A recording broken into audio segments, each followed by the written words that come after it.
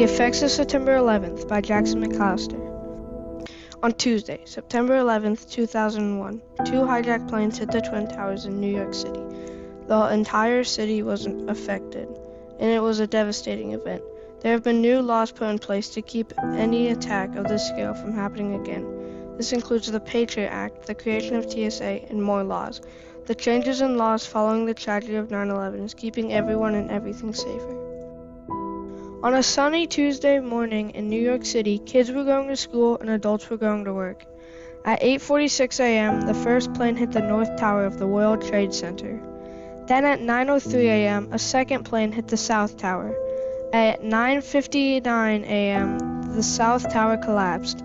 Then at 10:28 a.m., the North Tower also collapsed. Now sits a memorial of 9/11 where these towers once stood.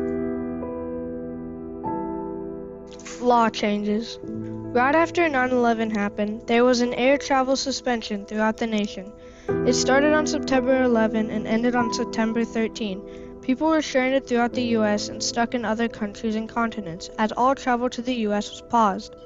After the suspension was lifted, people still could not leave as planes were backed up with traffic and people were stuck for weeks.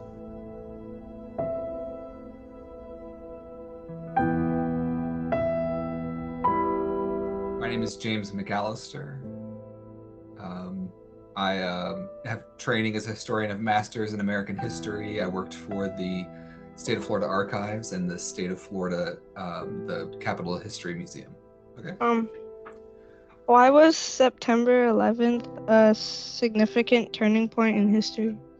And so September 11th was a big surprise to a lot of people because they hadn't expected, terrorists to be able to attack a country like the United States. A lot of countries had been thinking that they wouldn't need to use their military to intervene in other countries, in cases of like authoritarians taking over states or dealing with the communist countries like Russia and China and that sort of thing. So when September 11th happened, it was a real wake-up call. I think a lot of people had been naive about how powerful the terrorists were. And so the people in the US government realized they needed to put a lot more time and effort and money into counterterrorism. And, that was really controversial because a lot of people felt like the after effects of September 11th, like the USA Patriot Act, were, a big expansion of government powers that are still around today and have now kind of become normal, whereas those sorts of government powers didn't exist before. 45 days after 9/11, George W. Bush signed the Patriot Act, which was used to spy on innocent Americans by listening to calls and reading emails. Many people thought it was to catch terrorists, but the government saw every U.S. citizen as a suspect. They discovered 53 crimes using the Patriot Act. 17 were for money laundering, 17 related to immigration, 19 involved frauds, but none were about terrorism. Sneak and peek searches were another thing in the Patriot Act, where government agents can search homes without a warrant. 76% of the findings were drug-related, 24% were other things, and less than 1% were about terrorism. So the Patriot Act helped there be less terroristic threats throughout the U.S. I interviewed David P. Lewis, Senior Policy Advisor for the Bureau of Justice Assistance, U.S. Department of Justice. Hello, I'm David Lewis. There were a few changes that were apparent for law enforcement after 9/11. The first was the state and local law enforcement working closer with the federal agencies to identify, investigate, and prosecute terrorism at all levels of government. The second biggest change for law enforcement was the creation of the U.S. Department of Homeland Security. This was a major effort to reorganize law enforcement and other support activities at the national level to not only address terrorism, but also provide support for state and local law enforcement. This included the development of fusion centers across the United States. These were created in each state and in major cities and urban areas. To date, there are 80 fusion centers nationwide that focus on sharing of information between federal, state, local, tribal, and territorial law enforcement agencies and first responders.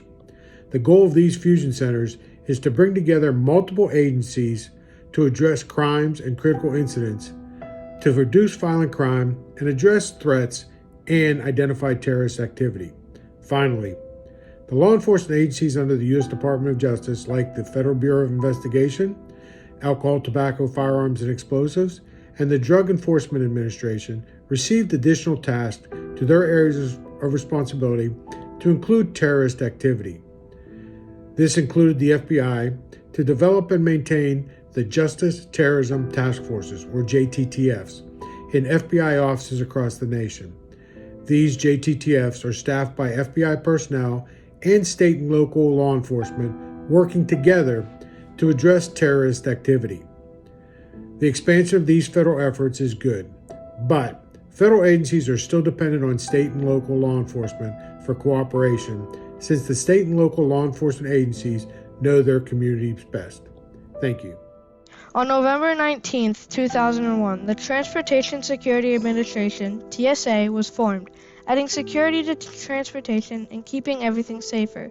This added canines sniffing people for illegal substances and tracking bombs. TSA only allows a certain amount of liquid and only certain liquids on flights to keep passengers from bringing on liquid bombs. Pre-9/11, small knives and box cutters were allowed on planes and aircrafts, but after 9/11, no weapons of the sorts are tolerated at the airport. Now there are many chemical detecting devices made for discovering drugs and bombs. Before 9/11 happened, the cockpit was not guarded and the door was unlocked, allowing for people to enter. After 9/11, the cockpit is guarded and is heavily locked. Passengers are regularly inspected on flights now. They get pat-downs and go through metal detectors. People used to be able to show up minutes before their flight, keep all their clothes on, and just walk out onto a plane. The expansion of cameras that are everywhere now, body scanners, metal detectors, that sort of thing was just something that didn't exist prior to that. Or the idea that, somebody at the government was like always looking at, what you're searching for on Google or whatever. American soil, I guess, as I would say, had not been attacked really since Pearl Harbor in 1941 when the Japanese bombed it. And that was just such a wake-up call, because I think a lot of Americans felt very safe, being so far away from every other country, especially in the Middle East or in Asia, where these terrorists might act. And so that made a lot of people realize, it's not enough to just sort of isolate away from the rest of from your problems. You have to kind of go and try to figure them out. Because of the lack of security before 9/11, the 19 al-Qaeda-affiliated terrorists were able to hijack 4 commercial jetliners on September 11th, killing almost 3,000 people that day. The improved security is keeping history from repeating itself.